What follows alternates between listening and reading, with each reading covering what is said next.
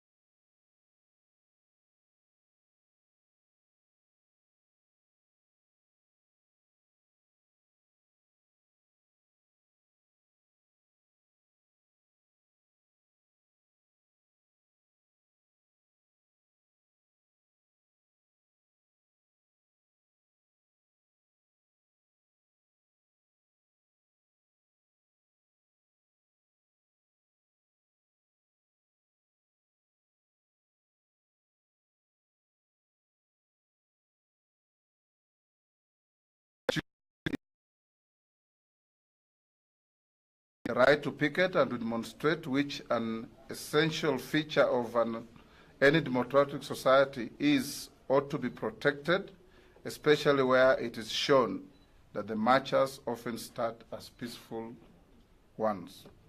Mr. Matiang'I must therefore explain why the government handed over the security of Nairobi to the unauthorized, in quotes, Nairobi business community, which in fact we know is a criminal organization that was proscribed by the late George Saitoti.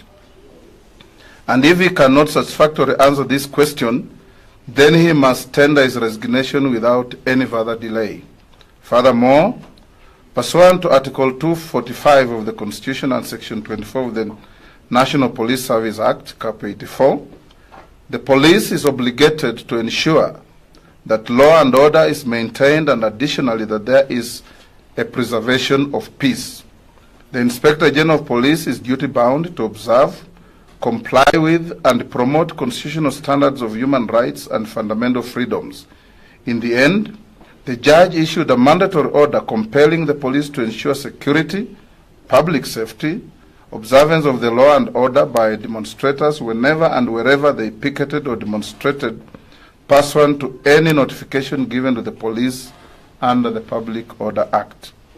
The NASA CEO, Mr. Norman Magaya, issued notice of a demonstration to the police for the sole object of getting the relevant agencies to provide security.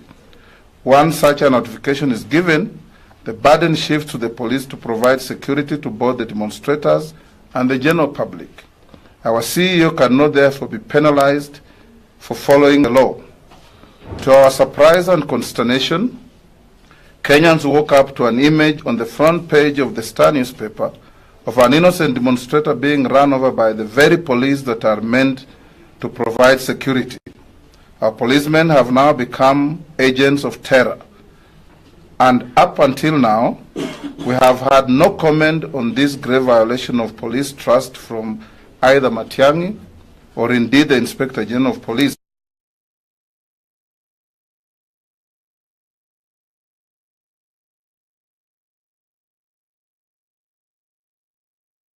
To political activity, and we wish to categorically state that we shall hold him personally responsible should come to the CEO of the NASA Secretariat, Mr. Norman Magaya, following his reckless threats and intimidation. And we dare say that if he continues, our right to a private prosecution against him is still available. We therefore give notice to our supporters that we will proceed with our constitutionally guaranteed demonstrations as planned throughout the country and call upon the police to provide security as is their responsibility in law. This is a statement from the NASA parliamentary group.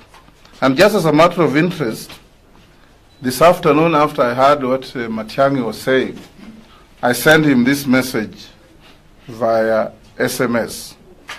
Mr. Matiang'I, why don't you engage a lawyer to advise you on the constitutionality of your actions, utterances, and threats to innocent Kenyans?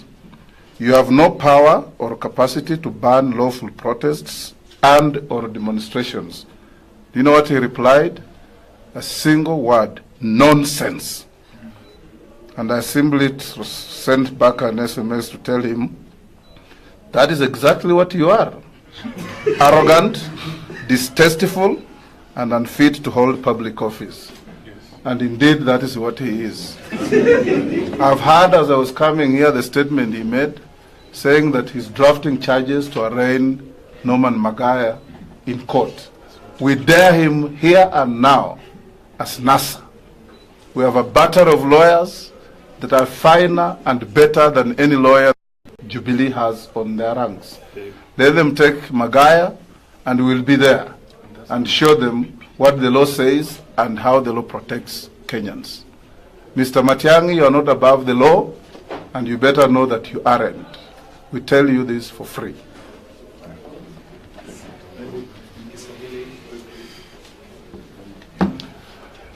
Tuko hapa kutoa taarifa ya NASA kuhusu matamshi ya waziri kaimu wa wizara ya ndani Bwana Fred Matiang'I, ambaye amesema ya kwamba anapiga marufuku maandamano yoyote ambayo yanaweza kufanyika na wananasa au Wakenya wote katika jiji la Nairobi, na tumesikia akitaja pia jiji la Kisumu na Mombasa. Tumemweleza Bwana Matiang'I ya kwamba hana mamlaka kisheria wala kikatiba kupinga maandamano ya wananchi ambayo iko katika katiba ya Kenya yenye Wakenya walipigania. Katiba inatoa ruhusa kwa Mkenya yeyote kuandamana kwa amani, na maandamano yetu yote imekuwa ya amani.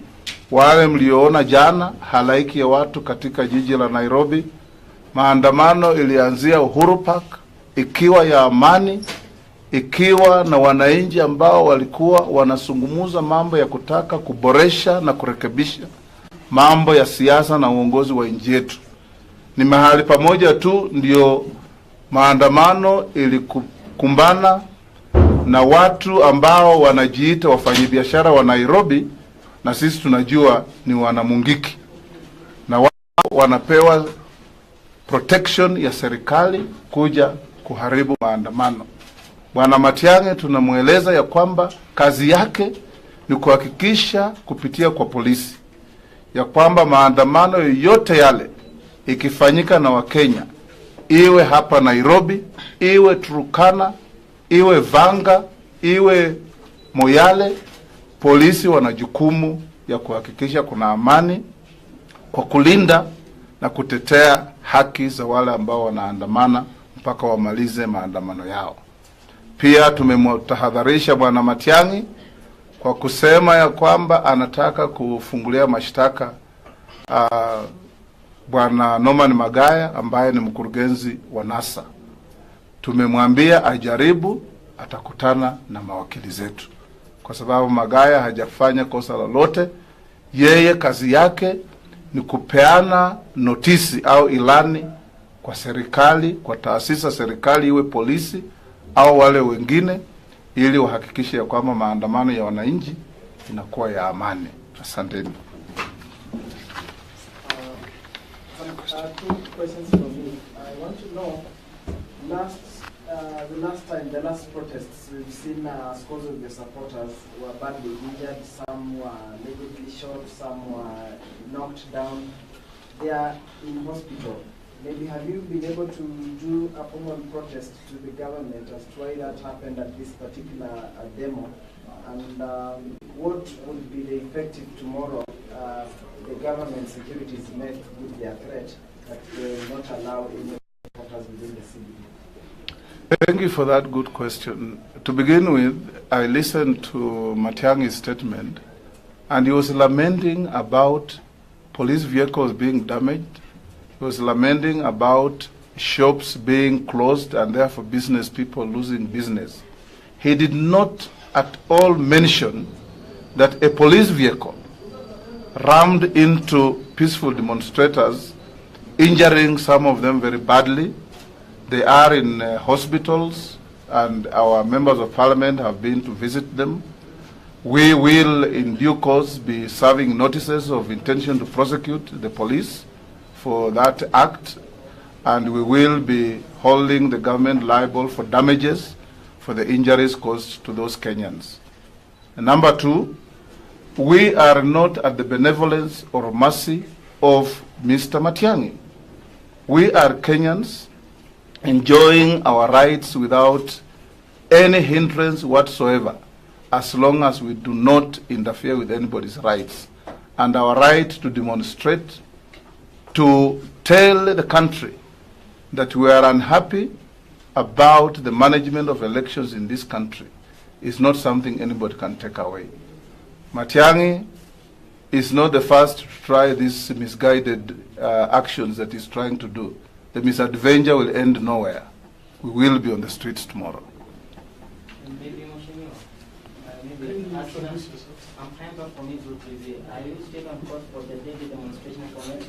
Yes, we are.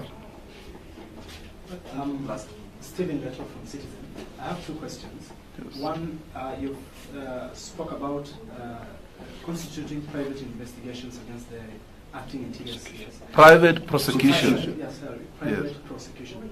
When are we expecting that? And then my second and last question is about a letter yesterday issued by IEBC that all the contestants who vied in the August 8 polls for the president's seat will be participating in the repeat polls, yet NASA has vacated its presidential candidate.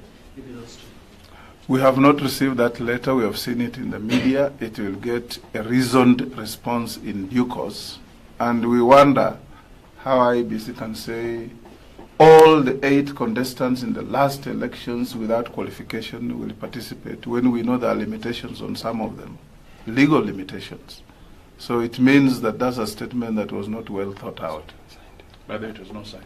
And reminded that it was not signed, so it could be a leaflet that was flown around without authority. On the issue of private prosecution, legal steps will be taken. We have our lawyers, including myself here, like Sifuna. Orengo has just left to attend to another meeting. It involves giving notification to the DPP. The DPP has the sole responsibility of prosecuting errant characters like Matiang'I. When he fails, then private citizens have the right to go to court and prosecute such people. So those are the steps we will take, and a notice will be going to the DPP in due course. Thank you. Well done.